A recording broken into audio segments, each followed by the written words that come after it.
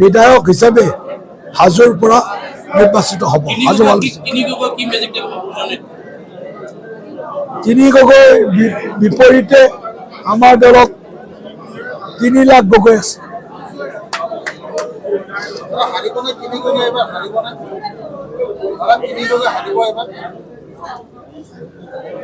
এতিয়া যিটো মই ৰুজান দেখিছো,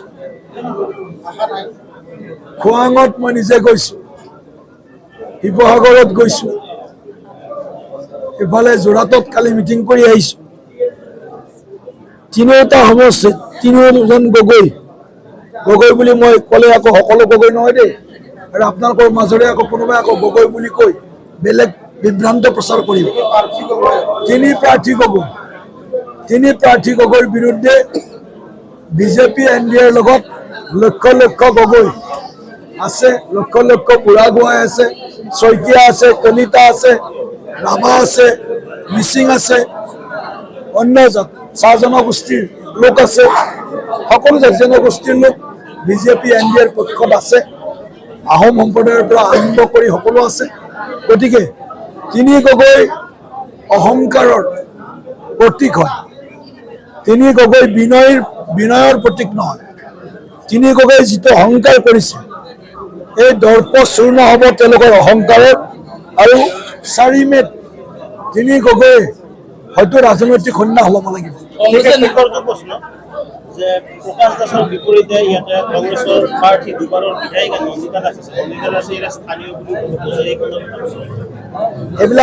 মই এইবিলাক বিষয়ত নাই। নন্দিতা দাসৰ প্ৰাৰ্থী, প্ৰকাশ দাসৰ প্ৰাৰ্থী। প্ৰকাশ দাসক হাজোৰ ভোটাৰ ৰাইজক বেলেগকৈ বুজোৱাৰ আৱশ্যক নাই।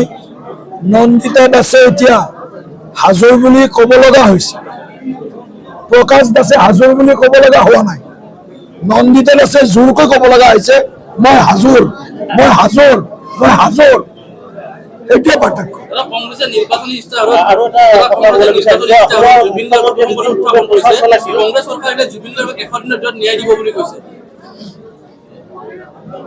চিম ওলাবাৰে তাৰ বিপদত চিম। কৰবী দুবৰীৰ হত্যা হ'ল কংগ্ৰেছৰ দিনত। কিমান বছৰৰ মূৰত ন্যায় দিলে কংগ্ৰেছ চৰকাৰে? কেন্দ্ৰত ইন্দিৰা গান্ধীৰ হত্যা হ'ল, ৰাজীৱ গান্ধীৰ হত্যা হ'ল, কিমান বছৰৰ মূৰত ৰায় দিলে? গতিকে কংগ্ৰেছৰ 2টা দাঁত, এটা খোৱা দাঁত ভিতৰত থকা আৰু এটা দেখুওৱা দাঁত। এই দেখুওৱা দাঁতৰ কথা। আৰু জুবিন গাৰ্গ ৰাজনীতিৰ বিষয়ে নহয়, জুবিন গাৰ্গ আমাৰ আৱেগ হয়, অসমীয়া জাতিৰ। জুবিন গাৰ্গক লৈ কংগ্ৰেছে যি নিকৃষ্ট ৰাজনীতি কৰিছে তাৰ উত্তৰ নিশ্চয় অসমবাসীয়ে দিব। কাৰণ জুবিন গাৰ্গৰ পৰিয়ালেও এই কথাটোত খুব ব্যক্ত কৰিছে। মুখ্যমন্ত্ৰীগৰাকীয়ে প্ৰকাশ দাসৰ হাজোত নিৰ্বাচনী প্ৰচাৰ চলালে, কিন্তু মুখ্যমন্ত্ৰী নিৰ্বাচনী ভাষণত কৈছিল যে এই নিৰ্বাচনৰ পিছতেই কংগ্ৰেছ দলৰ প্ৰাৰ্থী নন্দিতা দাসে বিজেপিত অহাৰ সম্ভাৱনা আছে। কংগ্ৰেছত যিসকল সনাতনী আছে তেওঁলোক এই ইলেকশ্যনেই তেওঁলোকৰ লাষ্ট।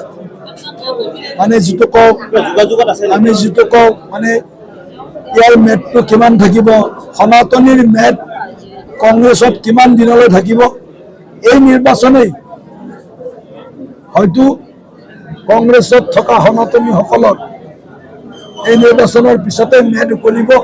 তেওঁলোক অন্য দলত আহিবই লাগিব, কংগ্ৰেছত থাকিব নোৱাৰে। কংগ্ৰেছত তেওঁলোকৰ উশাহ নিশাহ ল'বৰ কাৰণে বহুত কষ্ট হৈ আছে। আমি এই কথাটো বুজি পাওঁ। কিন্তু উপায় নাই কাৰণে তেওঁলোকে কংগ্ৰেছত আছে। কিন্তু এই নিৰ্বাচনৰ পিছত কংগ্ৰেছত কোনো সনাতনী লোক নাথাকে। সকলো লোক কংগ্ৰেছ দলৰ পৰা সনাতনী লোক তাৰ পৰা বহিৰ্গমন কৰিব।